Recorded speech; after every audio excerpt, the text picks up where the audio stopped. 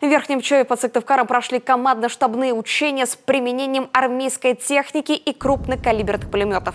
По легенде, преступная группа атаковала управление по конвоированию регионального УФСИН и взяла заложника.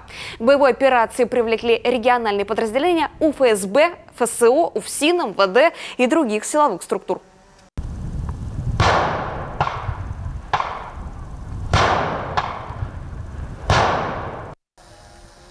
Один из нападавших сдался, двое его сообщников отказались сложить оружие и попытались скрыться в лесу. Завязался бой. Преступники пытались вырваться из лесополосы, но были обезврежены снайпером.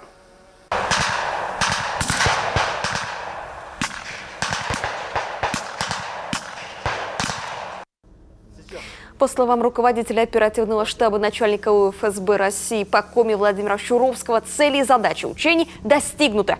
Дана положительная оценка действий участников.